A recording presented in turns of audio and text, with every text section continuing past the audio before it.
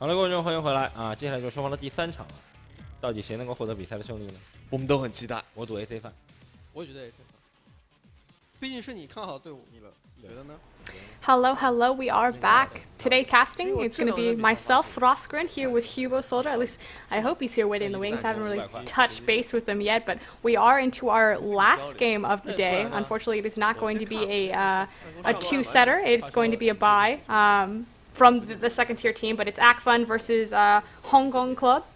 Both have split 1-1. It is a best of 3, so we are in the last set, game, set, point match for whoever wins this will face MD next week. I believe August 11th. Hugo, you in the wings there? Yeah, I am here, Frosker, and you know, both of these teams showed really strong sets alternatively. You know, in the first game, Hangong Club was very, very aggressive. You know, set up some beautiful team fights, and in the second game, you know, Acfun was equally not as aggressive, but very calm and they seemed very much seasoned in the way they played the Ziggs Lucian composition. So I'm interested to see what kind of champions both of these teams decide to lock in the pick and ban phase. We'll definitely see if Acfun's experience in the LSPL will allow them to keep up with that adaptability and see if they can pull up a 2-0 sweep on the back half of the set. We should be getting into champion select relatively soon, though. I don't know what the casters are doing. Having a lot of fun, it seems. Yeah, it seems so. They were doing the Dragon Ball Z fusion dance last time. Yeah, but just to talk a little bit about these teams, I mean, just to go, I mean, not only the teams, but player by player as well. You know, all of these players have shown mixed performances in this best of 3. For example, NCT, for example, got fairly stomped by CK in lane in the first game, but played absolutely, he played monstrously well, I should say, in the second game on his Ziggs. The same could be said for the AD carries. BML played really well in the first game. He was kiting so proficiently on his Twitch in the first game, but his Kalma didn't look nearly as impressive, despite the fact that he did rack up a lot of CS, a lot of farm, in an effort to bring his team back. So we'll really have to look towards the carries this game and try to see, what kind of decisions they make in the pick and ban phase and how those champion picks what those champion picks say about what these teams want to and should do. So back-to-back, you've talked about how HG looked for a late-game team composition, obviously, going with the Twitch the first time around. Second time around, they go Kog'Maw, Jax, and unfortunately, it was unfortunately for them, fortunately for Axine, it was a great read by Axine to change up their composition, realize that they needed to go for the early aggression, made it happen, came out, I believe, with like a 22-minute Baron, completely uncontested. Do you think we'll see the similar thing around, or do you think HG will be able to switch it up, play a different style? Because like you said, they've showed pretty much consistently that they can do one thing, and now that it's been figured out, it's not helping them. Right. Obviously, I mean, this really goes back to the pick and ban phase, and I'm really interested to see whether HC has another composition, up their sleeve. Obviously, they didn't play the exact same thing between Game 1 and Game 2. Most significantly of those choices, the Twitch was switched to a Kog'Maw, the Shyvana was switched to a Jax, but the idea was relatively the same. Try to reach the 30 to 35 minute mark, and then demand a team fight at a high priority objective, whether it be a turret, whether it be a dragon, whether it be a baron. So, sorry, little ick in my throat. But the Hangong Club has shown that when they're all in position, they can demand and execute really nice and really flashy team fighting abilities. However, at the same time, Hangong Club has had problems getting into position. Most notably, Suda was doing a lot of things. There were times, even though Suda split pushed well, there were times where he should have been with his team, when he should have used the teleport correctly. There were also times when Sorry, I was thinking of XQ, LGD's AD carry. But It's funny that you mention LGD in these games, especially with Acfun. 应该是你姐说的。 Yeah, Acfun was the team that was fined, I believe it was $60,000 or $65,000 for trying to get STYZ out of his contract Yeah. early, which led to his, 6-month bench? 我没回来，我 Right. 打上来的。 And yeah, STYZ was approached by Acfun, and unfortunately, I think that ban was cut to half a year now, just not a year. So, but I was actually thinking of CK, so 2 different letters. But CK was often late on rotations, and he was, he was caught in other lanes he definitely should have been. He failed to follow the enemy mid laner in a lot of situations, and that led to really nice early kills, often turret dives from the side of Acfun. So CK has to make sure that for this game he's really on point and he's always aware of where his Acfun middle lane counterpart NCT is at all stages of the game.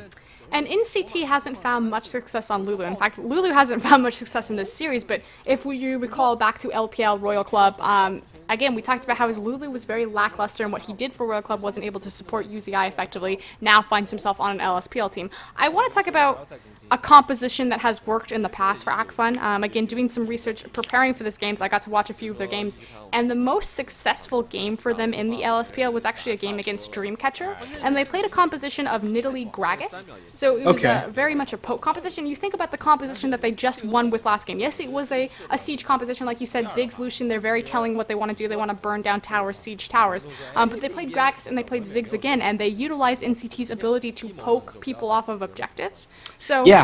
I wonder if they're going to go for that same type of strategy if like HG, they only have where HG kind of prioritizes late game, puts Suda and BML on a pedestal and tries to get one of them going. If Acfun stalls out, if they don't necessarily get that poke engagement. Yeah, and the poke on NCT Ziggs was generally very good. I mean, his Ziggs play was, he played the Ziggs well. It wasn't always on point.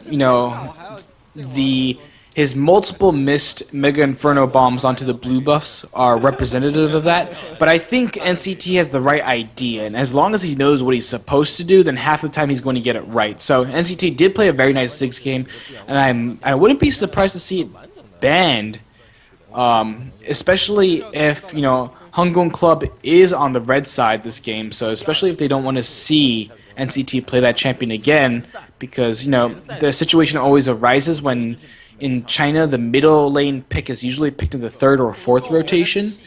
So they, if they don't ban Ziggs early, they might leave it up for a 3rd rotation pick, unless, obviously there's always the chance that CK decides to play the Ziggs himself. But the problem with that would be he would be showing the mid lane on the red side's 1st rotation, which you never want to do.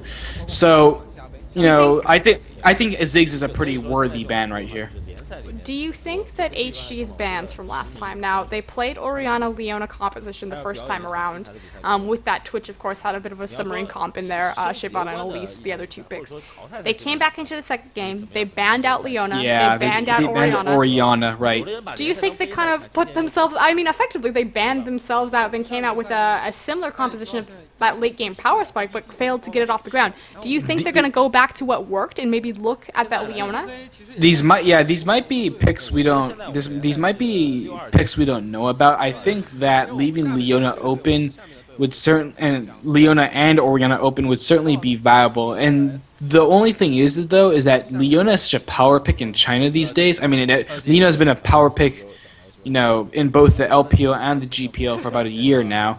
That the members of the blue side, which I think in this situation is Acfun, might decide to pick up the Leona with the 1st pick. So obviously there's a lot of flexibility in this pick ban phase, and I think these players have demonstrated that they can play a lot of different champions well. So it's basically up to what kind of priorities each team is able to secure for themselves. Following a very exciting first two games of the set. Now they're playing for match point, and they want to bring out their strongest composition to ensure their survival in the Demacia Cup. To get one step closer to that $48,000 US grand prize. And I mean, it's all resting on this game right now.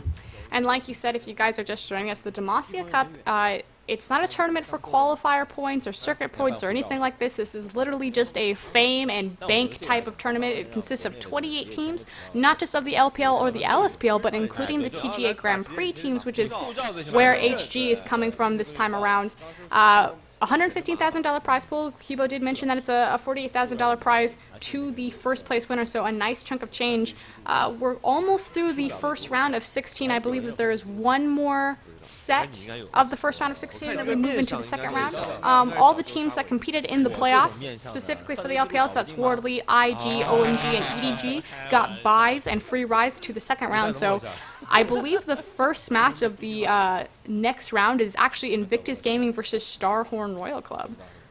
And that's going to be very exciting, of course. But, you know, to go back to this game, I was reminded that, you know, this is, I think, the first time that the LPL English broadcast at least has shown a Tencent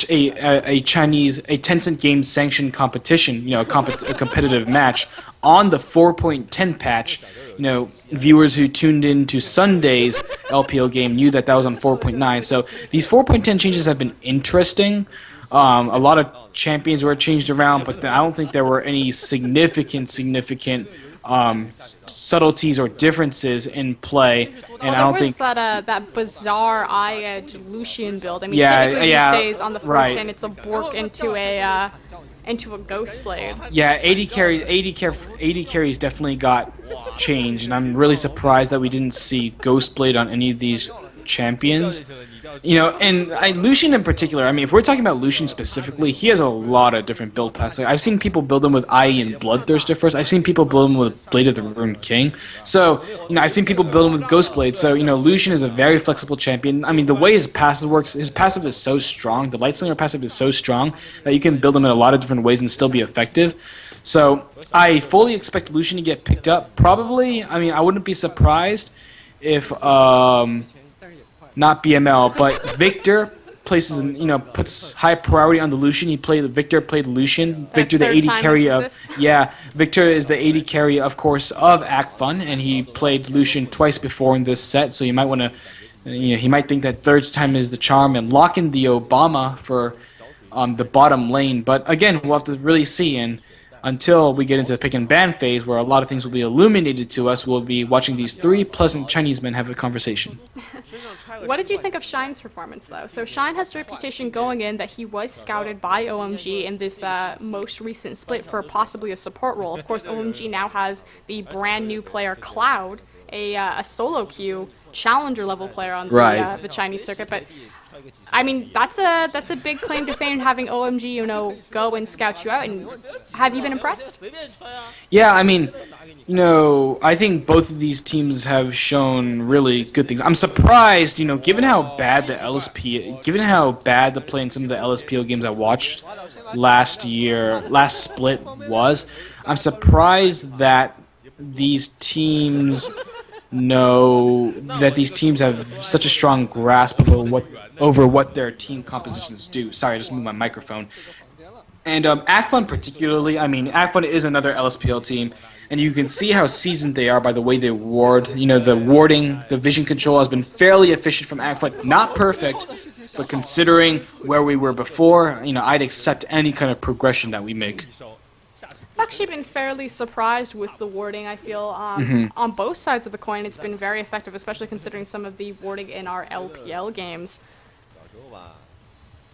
LSPL, and I think you can speak a little bit about this, because I know you watched it pretty frequently last split. You were a World Elite Academy fanboy when World Elite Academy was still in the LSPL. They have a reputation, and it always goes back to this.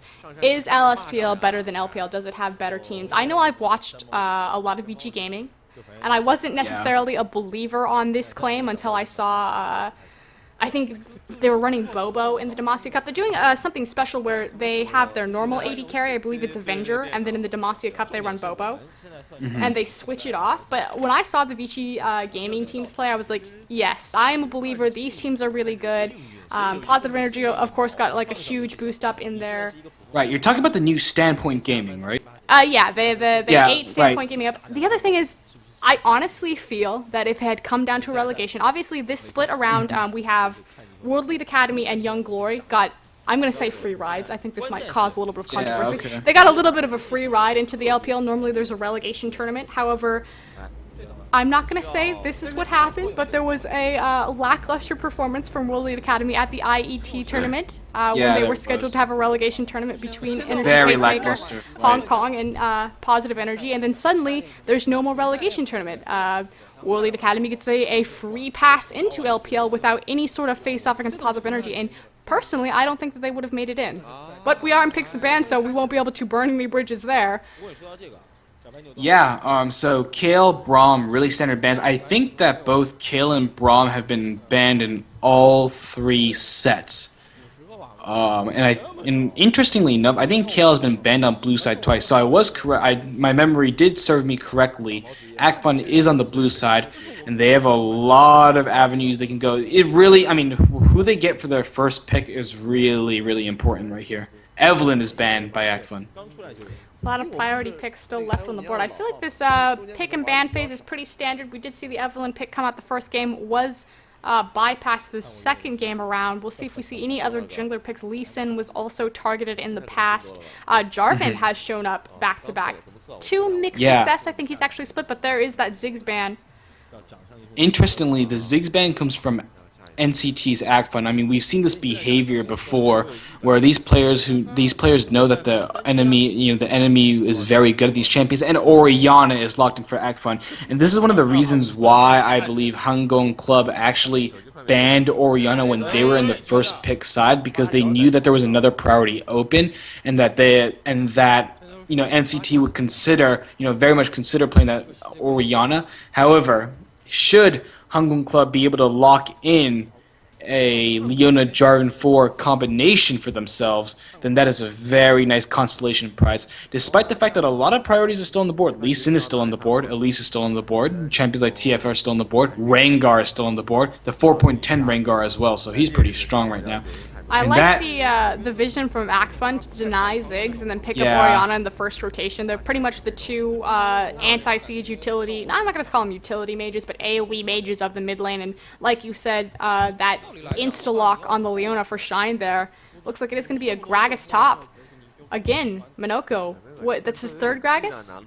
No, he played Shyvana the first game. Oh no, he did play Gragas. No, Minoko, this is Minoko's 3rd Gragas game, because he played Gragas all 3 times against the Shyvana, against the Jax, and now it appears we don't see the top lane pick yet. I don't think we'll be locking in Quinn. You don't think it's going to be top Quinn? One can dream. Okay, so the Syndra is a good pick right here. Syndra does very, very well against Orianna. And that was the problem, right? Because we even though, and one of the things that you and I were discussing, Frosker, in the before the pick and ban phase started, was that one of the reasons why mid laners are taken in the 2nd and 3rd round are because usually first you want to reserve your priority picks for yourself, right? Secondly, you also want to make sure you don't show your mid lane pick too early and leave yourself vulnerable to hard counter picks. Syndra is a very hard counter pick right now. So, we discussed whether these teams would be able to run different styles. It seems like both Hangong Club and Acfun are going for champions that scale well throughout the entire game. Orianna does fantastically in the late game. I mean, in basically all stages of the game. Corki is a little bit more of an early game champion, but the damage output from the Rengar, from the Gragas offset that, and the same thing kind of goes for Hangong Club. I mean, they'll have a fantastic teamfight composition if they decide to lock in this Shyvana for Suda, and Suda has previously played very well in Shyvana. I think it's a good decision not to go for the Jax, not to leave yourself vulnerable to early game plays with the Jax, and instead go for a much safer Shyvana pick, something that Suda has won on before, and I think Hangong Club actually have placed themselves in a very strong position to win this game. So don't have the ball delivery service this time on Elise or Shyvana due to that Orianna being picked up by NCT here. A lot of AoE coming out from Acfun here. You have the Cask, the Shockwave, of course Corki with his Gatling gun, big rockets, mixed damage, and of course the Zyra Stranglethorn. So yeah, I mean, it's a very wombo combo team composition. Yeah, I mean, if you communicate well, you can use the Rengar while he's on the hunt as your quote unquote Submarine engagement? yeah, submarine engagement. But again, I think more than that, both of these teams have fantastic team fighting comps. Acfun this time has the composition that, both of these compositions, like the ramp up times are very clear. Whereas the Rengar and the Orianna take a little more time to do damage. You have the Corki who does fantastically in the early game. Corki does really, really well. Also, when you pick Corki and then an aggressive support like who did Acfun pick on the support? It's Leona and Zyra. Yeah, it was wait, sorry, what? It's Zyra Oh, on Zyra, Acfun yeah, and it's Zyra on Leona Acfun. Yeah, so usually when you have the Corki, it means that you intend to 2v1 and then leave your eventually leave your AD carry alone with, I suppose who would be Suda's Shyvana. The only thing is that Shine's ganks on Zyra won't be the best, so it might be worth just Acfun setting up for the 2v2 right here. And I don't think the members of Hangong Club will be will abhor that change. We'll see indeed, but we are on the rift. It's going to be Acfun this time on the blue side, Oh, Hangong he might Club get on the caught. red side, and it is going to be a 5-man engage. Nice Suda walks into all of flash, them, Suda. flashes the wall, misses the grasping root, so he is going to burn out of that. Very close, loses the summoner, but not his life, and definitely in the 4.10 changes, that would have burned a little bit more since First Blood has been changed. Yeah, and I mean, really, first of all, really nice 4.11 flash. patches. I have no idea. But then that would have been, that was a really, really nice flash coming out from Suda. Good for him, good of him, and just to, be careful enough to know that the enemy might be waiting in the brush and decide to flash there, even though he probably should have put his trinket there. And that's, and that also showed one of the weaknesses. I mentioned before how Shine couldn't, the reason why Acfun should maybe consider going for 2v2 lanes is because Shine couldn't roam effectively, is because the missile speed, and we see another fight here, it looks like it's going to be that's going to be the flash out of the Rengar out of EM. But the reason why Zyra's ganks aren't effective is just because the missile speed on her grasping roots is so slow. It's so slow and easy to dodge. So Looks like there's going to be a red buff contest. Both sides of the map just going to trade off these buffs. Shine and BML are in the scene, and EM yeah, is Acfun is going way. top actually. This is interesting. It is spotted out through wards, so they do know that there's danger there. He is locked up with the grasping roots. Shane CC is going to have to burn his flash there. Minoko didn't quite get the knock-up, it looked like, or maybe this is a perfectly timed flash, relentless pursuit, but Victor is going to, BML is going to walk away with his life. Victor this time around on the Corki. Okay, yeah, so nice job from the members of Acfun potentially securing themselves a 3-buff start. The only thing that's awkward about the situation is that it doesn't look like... I'm gonna have to check his buffs, but it doesn't... I thought that... Crow got his red buff. It'll be a 2-buff start, I believe. Oh, it'll be a 2-buff. Yeah, it'll Crow be a just 2-buff didn't start. clear Okay, the, yeah. Okay, yeah. I thought for some reason EM didn't clear his own red buff. So, does have the double buff. He's actually Yeah. not looking for a tower. I was gonna say that would be really sketchy. He's going to go ahead and pull these mini goals. We see this very often. The line of scrimmage when the actually it's a 2v2 in the top lane. I was gonna say the line of scrimmage has kind of changed in the current meta, where it's more of like horizontal as opposed to vertical. Vertical. Yeah, and I mean, horizontal. yeah, and this is an educated decision by the members of Acfun. They saw, with the, and that's how they were obviously able to get the grasping roots onto BML. They saw the dual lane at the top lane, yet they still, the Acfun's dual lane decided to remain there. And it looks like, Hangong Club starting out very well, getting full control of those full control of the enemy jungle. Sorry. And I mean, you know, I think CK. Additionally, CK is going to do very well against NCT, despite the fact that they're still even in CS. Very easy to walk in to take whatever he wants. Crow, of course, taking those Wraith Camp due to the fact that Syndra is in that mid lane. We talk about how Syndra, very tough matchup for Ori. Meanwhile, in the top lane, it's not looking at it, but Victor's actually very low. Is on the very back, has about 10% HP to his name. Don't know if he got a little frisky with Y there, but suffered and lost both of his summoners, Flash and Heal down for that Corki in the top lane. Yeah, additionally, Y burned, you know, BML, I think he actually lost, I think BML lost his Flash and Heal in the catch that at the red buff we saw about 2 minutes ago. But you know, you do see that Y burned his Flash and his Ignite, so obviously the bottom lane, the support of Hangong Club thought he could make a play, and it's still a win because you know Victor, right, and Victor escapes with just a little bit of health. The thing is though, is that when Corki hits level 3, he usually gets the it's not missile barrage, but it's that long. Yeah, no, not the Gatling gun. His escape. Sorry. Oh, Valkyrie. Yeah, he usually gets his Valkyrie, and Valkyrie is usually a very reliable escape, despite how slow the animation is. So I don't think, you know, especially if Acfun decide to freeze this lane right here, I don't think that losing his flash and heal will be that huge of a problem for Victor. A lot of time wasted from Hong Kong Club right here, Yeah, sitting in that bush trying to find a little bit of a cheeky Fnatic move.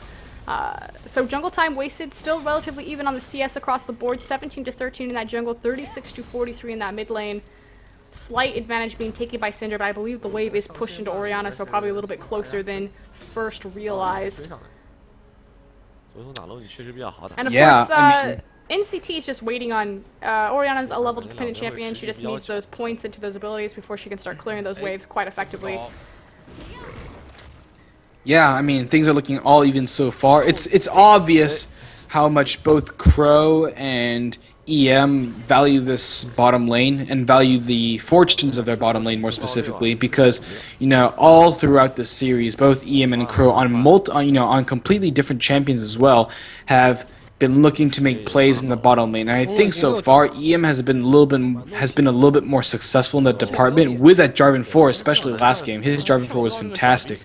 So whoever makes the first place here will really be able to take control of the map, especially since both of these compositions do well in the early game, and I think both of these teams will be looking to skirmish around the 15-minute mark. A lot of kill potential on all of these lanes as well. You have pretty much hard CC in every lane except for that Shyvana lane in the bottom. Victor has to be very careful right now. It looks like Y is looking for the engagement with the Zenith Blade. Does find it onto Shine. Damage will be procced. It is huge. Half health, some counters with the grass movement and blows his flash. Survives with his life, but it was pretty scary for a second there. About 10% of his health left. Yeah, really nice Zenith Blade from Y to completely burst down Shine. So Shine's not going to have that large presence in lane. Fortunately for the side of Acfun, I think that their lane is going to push just under their turret, so Victor, will be able to see us quite comfortably. No. He's doing a good job, 43 to 46, so hasn't fallen behind. Definitely. Look at the pickaxe start from BML here. Yeah, I mean, when you want to get he's obviously building to an Infinity Edge, and pickaxe is never a bad...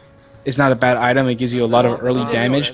The thing that's most surprising to me, though, about this game is that in the first game we saw Suda play Shyvana and Acfun's top laner Minoko played Gragas, and at this point I think Suda had more CS on his Shyvana than Minoko's Gragas did. So it's interesting to see those CS. Oh no, yeah, it's Suda cleared the wave again. So I mean, Suda obviously is very familiar in this matchup, and he's able to keep up a high level of play, despite the fact that it seems like for some reason, and it might be, and we but see in the a gank middle, here. the shockwave goes down into CK. There's the flag and drag for the counter engagement. Crow trying to make something happen, but CK Suda. flashed out. And here's the Dragon Descent, completely whiffs everything.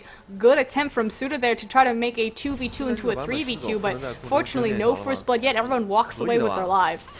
Yeah, and interestingly enough, the members of Acfun, and it looks like the duo lane coming out of Hangong Club is going to recall and try to meet up with Acfun's bottom lane again, and Minoko interrupting them right here.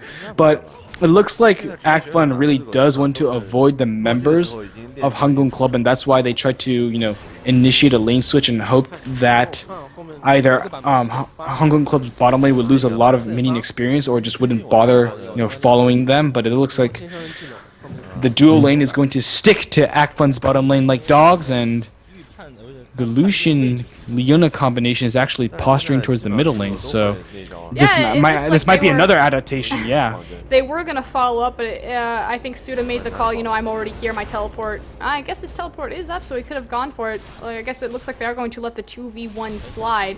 Obviously, Victor wanted to cruise through lane phase, get his level 6. Corgi doesn't really see a power spec early game until he has that missile barrage rocket. Yeah, definitely. Missile barrage. Between us, we should know all of the abilities. Yeah, I know. I'm really bad at this. I just don't know the names of them. I can always be like, oh, Gragas comes in with his W, it's da-da-da, but...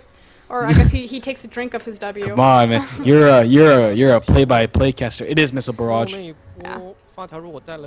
So, BML, everyone's sharing this nice experience. And interestingly enough, despite the fact that the members of Acfun had their dual lane in the bottom lane, it looks like that Hangong Club is going to take the first dragon.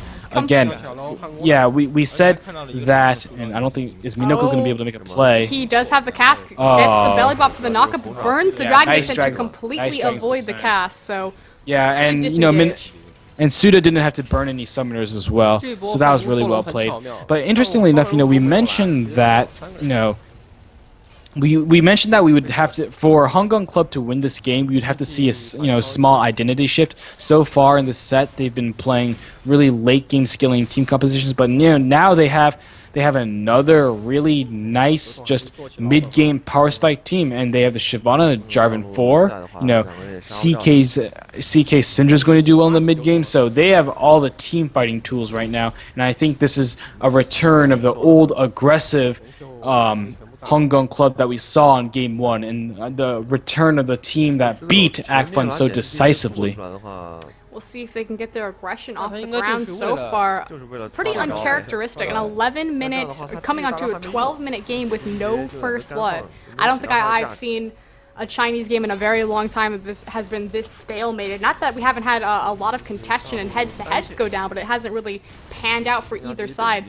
Victor now left alone in this bot lane with Suda to get some solo EXP and freeform. Still behind BML, 83 to 90. Yeah, and it looks like just because of the early dragon that Hangong Club was able to get, as well as some of the early lane pressure, it looks like Hangong Club is up approximately 1,000 gold, exactly like 800 gold, and they're looking very comfortable right now, I think, and WY barely misses the Zenith Blade to go onto Minoko. I feel like both teams have the pressure on that if we lose here, we're completely out. This is a sudden death tournament. There's no losers bracket, and so they're being very cautious with their engagements. Don't want to give up the last game of the series with kind of a foolish, overzealous, hard engage. Right, but the thing is though that when people sometimes say they're being cautious, there's the idea, and we might see a dive right here, which would not be cautious at all. But when people say their players are playing cautiously, especially in the Chinese metagame, that at times means that the players are playing too safely or not taking enough risks. I actually think that the Hangong Club, Acfun as well, but to a larger extent, Hangong Club are making a lot of really smart and calculated map movements right now, and are reading the members of Acfun like a book. So all props to them for basically, trying to win this early game and trying to grab every advantage they can in order to really prepare for that 15-minute skirmish. Suda and Minoko both have their teleports up. I expect their teleports up will still be up at around the 15-minute mark, and that's where you're going to see the first big fight go down. Definitely Suda being in time there to take over control of that top lane now that the tower has been pressured down. The bot lane of Hong Kong Club now making their way back to their corresponding lane, looking for another tower objective pickup. And again, coming on 14 minutes into this game, still no first blood. 17k to 18.5, so a nice 1.5k advantage. Just, I mean, really, it's just in structures and CS advantages. Yeah, and I mean, but that's all you really need.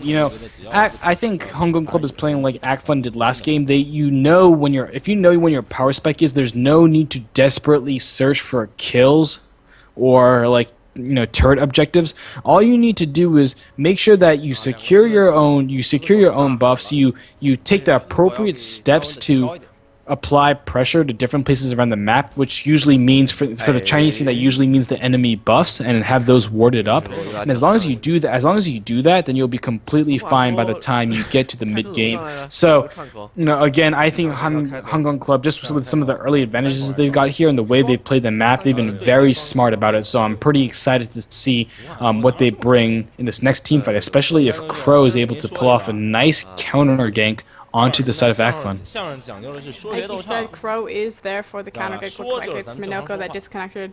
I'm sure they're getting him in. I believe the Demacia Cup is an online tournament, so they're not in the studio with them like the LSPL, like the LPL, so see a little bit more connection issues. Although we had some problematic connection issues the last week. It wasn't this week, it was the week before in the LPL. I believe there were like 20-minute pauses. It was ridiculous. But speaking of the game on hand, we did see that Crow was in the bottom lane looking for that gank, but EM on the Rengar was also in the area. Yeah, and so both junglers were in the area. I think that the jungler for Hangong Club, whose name is Crow, right? He understood, and again, this goes back to the really nice map movements coming out from the entirety of the Hangong Club roster right now. I think that Crow understood that, that just because of how tense the bottom lane situation was, and again, we do understand that Chinese junglers love to camp the bottom lane. This has been true since the last split of the LPL. He understood that EM might have just reached a power spike on his Rengar and might want to come assert his dominance in the bottom lane. So it's really good on him for, first of all, checking the two brushes. One brush had a pink ward, the other brush he used a sweeper on, and making sure that he was in really prime position to pull a potential gank or dive off. So with this vision, Suda does know that there are two members of Acfun that are on the top side of the map, so when he steals the blue buff! Wow! With a nicely placed E, completely takes that off of NCT's Nice Orianna. job. Nice job. What a scumbag move, but with that vision, he does know that this is a 3v2, that the mid laner will not be making a rotation before their own, so if they want to go through with this tower dive, Orianna's not in position. Yeah, I mean, just, again, really good map movements coming out. Just, I can't believe he did that with a Dragon's Breath.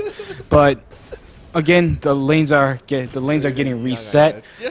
This dragon is coming up in about 45 seconds, and both of these top laners have their teleport, unless they want to go back and buy right now and then burn the teleport early so that they can have a nice lane position. If BML and so it doesn't look like BML and WY are going to risk taking damage at this turret. Instead, it looks like Y is going to put a few wards around, make sure they have sufficient vision control of the Dragon Pit, and I think that at the 20-second, at the 10-second mark, the 10-second Dragon spawn mark, BML and Y, as well as CK and Crow, are going to rotate towards this Dragon Pit and try to get that objective, because right now Dragon is so important for the hopes of Hangong Club's chances of getting past what many people call the superior Acfun team. Definitely. map kind of stagnating out right now. We, like you said, we are waiting on that dragon. It has spawned, so big plays, big contention should be over at that point. It could be another free dragon. I feel like we've seen a lot of free dragons just given away. No contestation, just teams kind of being out of position. So hopefully this time these mid power spike teams will look for the 5v5 and try to find a gold swing and a power swing. Yeah, the dragon is live right now, so you do have to wonder when the teams are going to go for that. And I know I keep harping about the dragon, but really, there aren't a lot of other objectives for these two teams to contest right now. And if Hangong Club was to continue their run of really smart decisions, then at least after Crow does this white, he should be heading towards the dragon. Hold up, because the teleport is burned, and Rengar trying to go in with the stealth is completely knocked back by a nicely placed Cinder Stun. And Jarvan goes in. The Rengar does secure the objective, those Strangle Thrones on the back. Another teleport from Suda. Acfun is completely split up. Hong Kong Club in the middle of everything, just picking up kills left and right. There's 1, 2, and 3. Down for Acfun, the last two members on the run here. Suda and Y looking for blood though. CK pushing the wave. It might mean a free tower. Unfortunately for me, I can't see anything because my stream lagged, and I just saw it again. So unfortunately, I missed the dragon fight. But I assume that Suda was able to clean up, and because of the kill and assist he was able to grab. And again, we said that Hong Kong Club needed to make some moves, and now they're 2,000 gold ahead at 18 minutes. So Hong Kong Club is in a very nice position right now. Additionally, they know where that pink ward is. They can go sweep it out later. BML is in a very strong position right now. I don't think that. So I don't think that Victor's going to get back into lane soon enough, so they're going to be able to take down this turret, which means, a turret and a dragon, as well as a few kills. I believe that was 1 to 3 in kills, right? So a whole bunch of gold swinging in favor on the side of Hangong Club. They're looking really strong right now.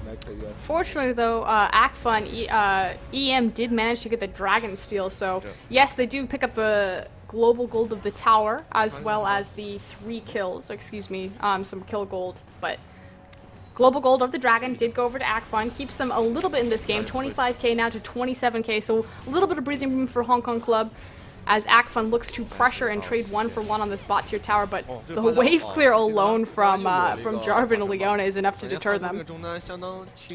Right, and then, these guys are looking really good right now. So, again, we have to think about power spikes. Both Acfun and Hangong Club probably feel fairly comfortable in terms of, where their champions are, where their champions do well. I think both Acfun and Hangong Club are feeling fairly well at this point of the game right now. Obviously, Hangong Club does have the 2k gold lead at 19.5 minutes. That's soon going to be 3k, I believe. And it's really just a matter of Hangong Club, playing to their strengths. They have pretty good wave clear. They have really good siege, nice team fight, a lot of tankiness. They could demand any fight that they want to, even at this early stage of the game. So as long as Hangong Club remains calm and then makes the correct movements around the map, controls vision well, doesn't allow NCT to farm his own wolves, takes all the turrets, then Hangong Club is going to look very strong right now. And the ending to this game should be relatively simple. Definitely, and Hong Kong Club taking what they want right now are going to take this mid tower, but here comes the cast from behind. Minoko gets immediately center ulted, getting out with his life, but no! BML comes across and picks up with a double tap. It is now Victor facing off, blows up Lucian, and is now locked up by Leona, turning the aggression back on though as Y starts to clear the area. Acfun coming out in a 1-for-1 trade. Gragas for Lucian here. Yeah, you see the tons of damage, literally, that Corki does at this point in the game, and I do think that. Yeah, so EM was actually able to smite away the blue buff, so, thank you very much for leashing that. Blue buff on Rengar, but unfortunately, NCT has been denied this blue buff, I think, twice. So, he right now has the blue buff that he took off of, I want to say it's a body, because he's been denied his own blue buff twice, but he's had blue for consistently the last 7 minutes. So he might have taken it off. Yeah, there's 3 blue buffs on the field right now. There's one on both mid laners and the jungler. Okay, that's interesting. So the thing is that that just goes to show you how strong Corki is. Obviously, before. It has to be a visual glitch, actually. Yeah, I think that's what I was thinking. He's 0-2. because I just went over. They just showed the mini bar for Oriana on the side and didn't show that he had the blue buff. So I think that is a glitch. Okay, so besides that, it does show how strong Corki is right at this moment in the game. Like he was able to go in, just deal so much damage and completely wipe BML off the map. Unfortunately for the side, as Acfun is barely going to be able to save this turret right here. Unfortunately for the side of Acfun, that statement about Corki is not going to be true for very much longer, especially as the tanks of Hangong Club, itemize for both damage and magic resist. So, this game is only going to get harder for Acfun, and they have to make some moves right now. But unfortunately for them, Hangong Club is pretty, has a solid retention of the lead right now. And speaking of harder, Minoko felt the hardness of Suda up there in that top lane. Thought he was going to go and make a little trade, came out actually behind, is able to lifesteal back up with his drink, and now bringing 3 members here. Are split out by wards, so Suda's just going to back out with his burnout, but definitely is requiring a little bit of help to deal with this dragon at that point. 183 to 195. Suda does have the Blade of the Rune complete, so he can pretty much effectively shred through Minoko's excess health and tankiness. Yeah, and I think Acfun also understands that they can't fight, the members of Hangong Club right now unless they get a good, pick in the jungle, and that's what they're doing. They're warding their own side of the jungle because they know that the members of Hangong Club are going to frequent those areas, and they also might be trying to set up a pick around Dragon, especially since they know that the members of Hangong Club think that they have a very free Dragon objective right now, and they should, as long as they don't mess up the control of their vision, and or Pro doesn't mess up his smite, yeah. Because Suda demanding so much attention in that top lane, he effectively has been at half health. Oh, but Shine is going to face check into Crow. Will he tag them with the Grasp Roots? He does, and they're not going to go on it. Unsure if it was the threat of the Fog of War there or what, but they're going to completely back out, return to the most important objective, obviously that dragon on the map. EM is in the area, so he could look for another smite steal. Right, but this dragon is going down so quickly, so I mean, the Rengar would have to flash over the wall right now. Oh my goodness. Yeah, nice smite from Crow. And the reason why I think the reason why Crow didn't go in and why WY didn't engage with the Zenith Blade or use the Solar Flare was because they had no vision of any other member on the map, and it looks like Suda's going in. Oh, but here's the Dragon's descent onto NCT, followed by the culling is locked in place by a nice Grasping Roots from Shine right there. Gets off decent damage, NCT potting this back up. It looks like Hangong Club. Wow, Hangong Club is looking for the siege on the mid tower. We do have Minoko and EM on the side looking for a flank cover. Suda has his teleport available, but is across map.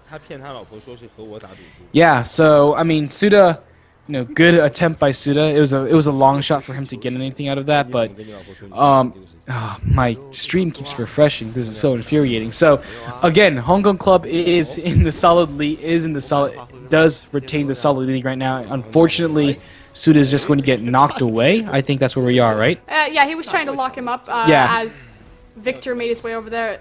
Suda is a huge problem right now for Minoko. Yeah, he definitely is. He can't duel at all, and Minoko is effectively just trying everything he can to stall the dragon. Yeah, I mean, it's just Suda. I mean, the thing is, the thing about the situation is that Victor's effectiveness is, as time rolls on, Victor's effectiveness is slowly going to wane and grow smaller and grow smaller. So what we're really worrying about right here is how soon Acfun, despite this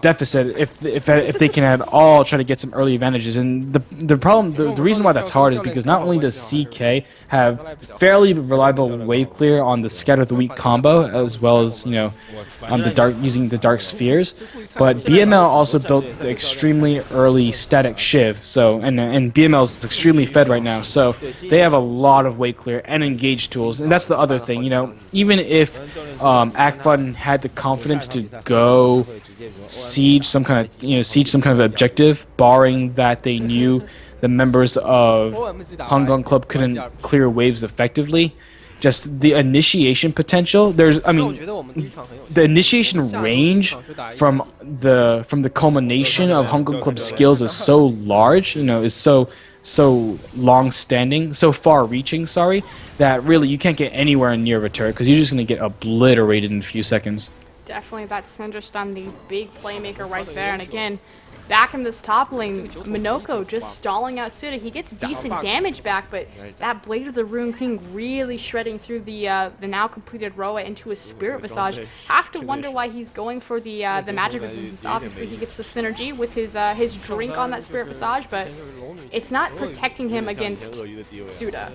其实就是这样的，两个对手 Yeah, and 没有点燃嘛。 it's And not typically, gonna like, protect BEV is kind of the more cost-effective MR item. Right, and I mean the question is, what if you're a member of Acfun and it looks like, see, I mean that's what I was about to say. So if you're a member of Acfun, the question is, where do you go from here? And obviously the pick or the surprise initiation is your best bet, and that was what They were looking for that submarine in the middle yeah, lane. basically, yeah, that was what EM tried to do. He went into his on the hunt, but unfortunately for the members of Hangong Club, they were intuitive enough to know that if EM was not on the board, then they should be wary of that potential submarine initiation, and so they decide to back off and put even more damage on this turret. So things going very well for Hangong Club right now. It looks like they should be trying to snowball this advantage, despite the fact that it also seems like, and that problem will be stymied by the fact that BML is now with the team and he has a static shift, but then this team also has problems clearing waves. So, advantages and disadvantages for both sides here. HG now grouping back up into this mid lane. As I say that, they're now looking, hey guys, let's go share a race, waiting for the next minion wave to come back around. But they've been in this mid lane for this attrition war over the mid-tier tower for quite a bit now. It's a little under half health. Meanwhile, in the bottom, a lot of free XP going down. Looks like Suda's wandering his way that direction. 我觉得对面有 Possibly posturing for this dragon that's about to come up in 1 minute and 20 seconds. 铁压缩军团蛮好的呀。 Yeah, and 关键是军团这个东西打团特别有用，尤其对面。 It's So really this- just yeah. it's a stagnant game right now. Right. A very low kill game as well. It's not for lack of trying either. It's Yeah. I want to say superior ward vision, a lot of intuitiveness from both these teams. I've actually been very impressed with how well they've been able to read the threats across It's the true. board. It's basically the ebb and flow of whether NCT and EM can combo for a really nice command shockwave combination, really nice command shockwave wombo combo, or whether WY can find the correct initiation and be able to completely stun lock, one or two members of the enemy team. So there's that really interesting dynamic right now, since both of these teams have such reliable forms of engage that they have to dodge everything right now. Suda also taking enough resources, has Victor and Minoko both in this bottom lane. Victor trying to get back around to his team, but there is a numbers advantage in mid lane if Hangong Club want to look for the engagement. Looks like they're just backing out safely though, looking for this dragon about to spawn in 8 seconds. Suda also in position for that. Oh, but the Baron being started. Shine has his plants on. It takes a lot of damage. Nice job. That was a Yeah. little overzealous, but the read from Hangong Club is, you know what, they left mid. Let's take down their tower. Let's transition to the next global objective. Yeah, I mean that's exactly what Hangul Club should be doing. They can sense the Baron being cut out, but the Baron being started again. This is really interesting, especially since the members of Hangul Club have no vision. But it looks like they might want to set a pick right now. Crow has an inkling, sends his flag over the wall, but a nice stall from Acfun. Are they gonna get underneath? But no, I think Shine gave away the vision on the flag. And he's gonna go ahead and re-engage. Yeah, and wow, I mean, it looks like Hangong Club have no idea that this is going on. They have to have some kind of inkling. I mean, they're just posturing around the map. If by the time that Y checks this, they're not going to be able to contest anything. So, yeah, they might as well just stick and get the dragon because they know that they can't get the Baron. A really, really smart Baron build from Acfun to know that they have vision in they have pink ward vision in the brush to sweep at the appropriate places around the map and know that if they dodged the flag toss, the javelin tossed from Crow. If they showed, initially showed that they weren't doing the Baron, then they just had 100%. Wow, what a really good move. I know. I'm so in shock. It was a beautiful play of information there because they had the ramp warded that they were able to see Jarvan coming over, and then because he checked with his flag, they knew for sure that it wasn't warded, so to make that call, they didn't need a pink ward to procure the Baron vision. That was amazing. Fantastic Baron call from Acfun. I froze. Yeah, I mean, this really, froze. and I froze as well, so Okay, there's a problem. It's on their end. Yeah, hopefully the stream unfreezes, but what a really, really good... I mean, okay, so first of all, Hangong Club should have had that area warded, but besides that fact, what a really nice heads-up play from Acfun. You don't see those kinds of Barons in the Chinese scene, and hopefully the stream figures itself out, but the Chinese chat is spamming flowers right now, so that might be their, that might be what they see to... God, this is so frustrating because I really want to see what happens next. But Acfun has a lot of options right now because they have so much wave clear on their team, they can assault any turret they want to. And as much as I talked about the Corki becoming irrelevant in the late game, it's still 31 minutes into the game. So I think they have a 4 to 5 minute window to rack up a lot of kills and or a lot of turrets, and try to start making the appropriate moves to close out this game. And hopefully, ladies and gentlemen, we can get this game back to you. Well, I refreshed and I got it back. I'm at 32:41. So let me know when you get back in, Hugo. Okay, sure. I suggest just refreshing the page. Worked on the first time. Yeah, but now it is 32:54. Exactly, right. You're about a second ahead of me. So we're 33 minutes into this game. Even though Acfun just got a completely beautiful, uncontested Baron, they are technically still down in gold, 48k to 50k in favor of the Hangong Club. 2 to 4, very low kill game. I feel like this has all been about vision control. Yeah, but I mean, with the way that both these combinations work, if Acfun lands the correct, if Acfun, chains their crowd controls, chains their abilities correctly, it doesn't really matter what the gold lead is. And the same actually goes for Hangong Club, even if to a lesser extent. Also, I'd like to point out the fact that BML, this is 4.10. BML did go with a very, very popular Chinese, Infinity Edge, Static Shiv, Bloodthirster build, even though a lot of Chinese players actually prefer to build the Infinity Edge and Static Bloodthirster first before the Static Shiv. So, I mean, I guess, BML understood that his team didn't have a lot of wave clear, and, you need wave clear for sieges like this.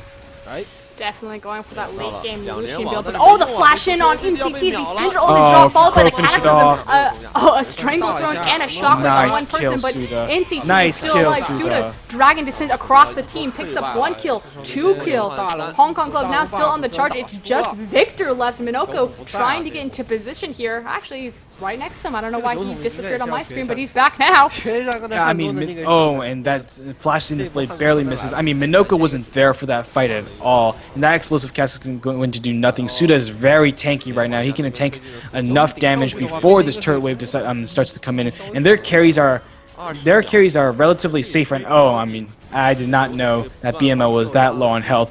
So it looks like the members of Hangong Club are going to back out now, but again, that's another positioning issue, right? We mentioned before, no matter what the goal lead was, if you land the correct set of initiation, or if you land the correct set of abilities together, then no amount of gold would be able to overcome like the instantaneous burst from both of these teams. So really good on the members of Hangong Club to ensure to completely burst out NCT's Orianna and make sure that NCT panicked and used the command shockwave on only one person. Suda was able to get there for the cleanup kill, and then on the other side of the map, on the other side of the fight, BML was just completely destroying the composition of Acfun.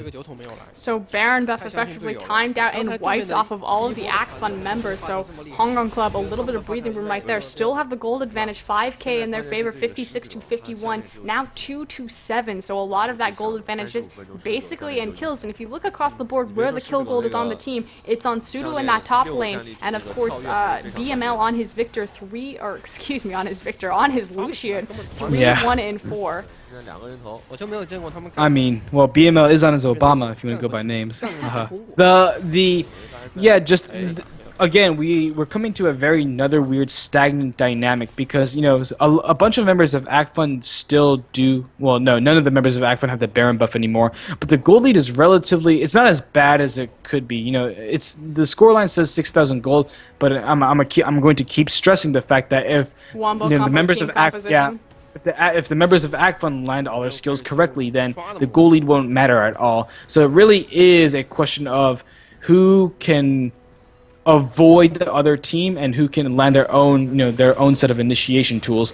And I said before, it's like an ebb and flow of initiation. You're moving back and forth, trying to get the proper positioning to get the best team fights you can, and that's created a really interesting dynamic for this game.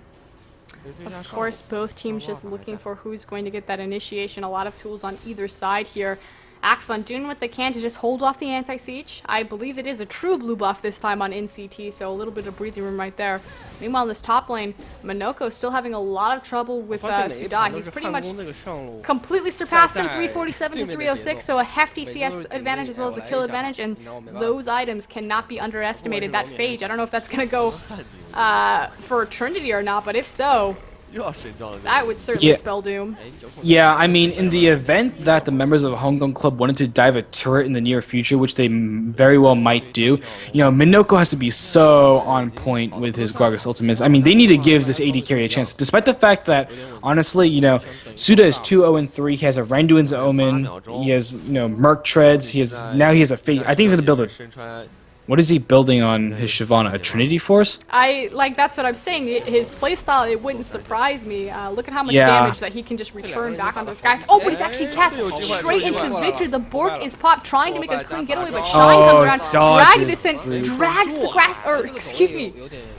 jukes the Grasping Roots, and meanwhile his team underneath him has started the Baron. This is free right now. Suda trying to get around, but it's now been spotted out, so they don't have a ward on the nice but they do have the bow. Solar Flare hits onto Victor. The Baron has been completely left alone. Actually, it falls to the Coley.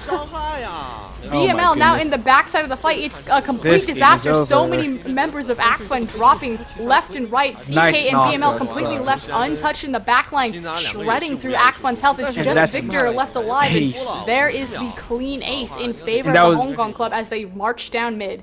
And that was a triple kill, I believe. First of all, what a really clean initiation. As they finish out this game, what an incredibly clean initiation coming out from Y. I mean, his solar flares have been on point this game, and that was something like a 4-man solar flare right there. You know, really good. You know, Suda kind of applies his global taunt. You know, we talked about his items. He was able to tank a whole bunch of damage.